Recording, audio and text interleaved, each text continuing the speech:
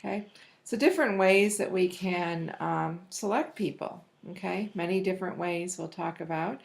Application blanks. Certainly, you've all filled out applications at one time or another, and students always come to me and say, "I filled out an application and they asked something illegal," which I don't doubt. Research has shown that over half of the applications out there pose some illegal questions.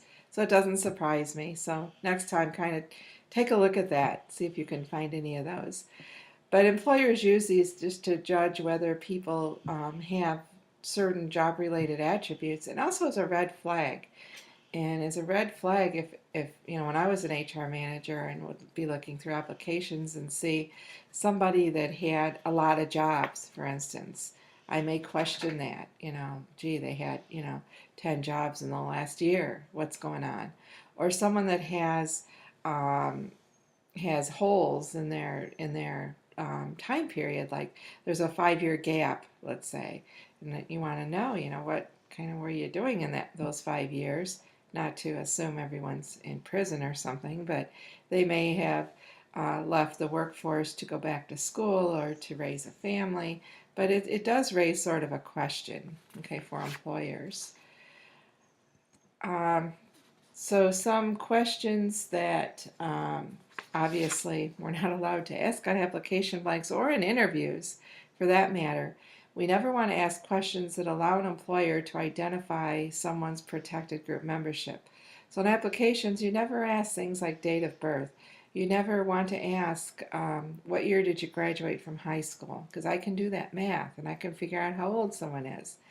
Um, you want to stay away from race and religion, and don't ask maiden name because that implies marital status and that sort of thing. You don't want to ask questions that are not directly job related that will have sort of an adverse impact, like height and weight, arrest record. You can ask about convictions if that applies to the job the person's going to be doing, but you can't ask about arrests because that has shown to have adverse impact. Okay, we don't want to ask questions that traditionally have been used to screen out certain protected classes like marital status, number of children, what's your spouse do? Are you going to have children? If you have children, who watches them? All that kind of stuff.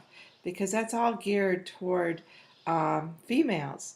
And a good rule of thumb is you never want to have a question that you ask one gender versus not the other. You don't ask a man, what's your maiden name? And normally you don't ask a man, are you going to have children, who watches your children? So you wouldn't ask that of a woman either. Okay. The next thing is biodata inventory, and there's a great example on the assignment sheet of the FBI biodata inventory. So take a look at that. This is a little bit different. Ask some kind of odd questions that you're probably going, gee, is that really job related? But some organizations use this and they do statistically validate it.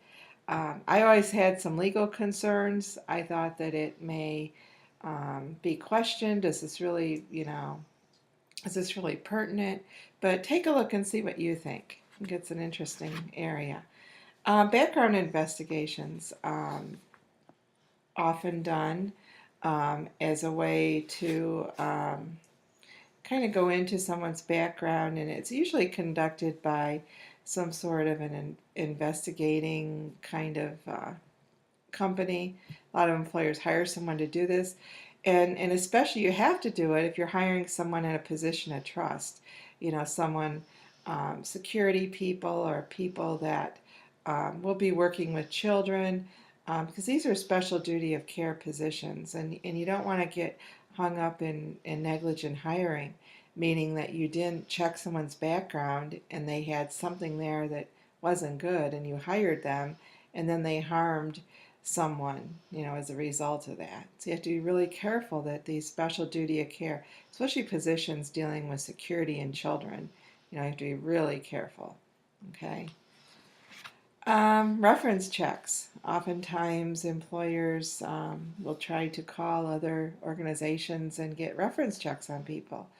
And it's kind of a difficult thing because organizations normally don't want to divulge this information because they're afraid of being sued for defamation. So normally reference checks aren't real valid because all you really get is, yes, the person worked here and he was an accountant and he worked here 5 years. And if you can get that much out of them, that's probably it. But it's still very important to do this. And a great example, if you're into sports, you probably know this one. George O'Leary was hired at Notre Dame as a football coach in 2001.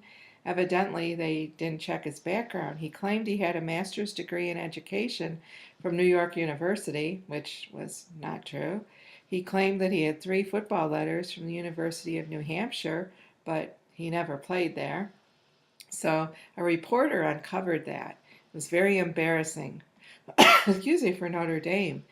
And this was after he came there. He had led Georgia Tech to a national championship in 1991, and no one questioned it there either. But evidently, it hasn't affected him much. He's currently the coach at, I think, the University of Central Florida.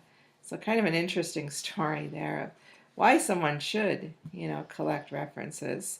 Definitely.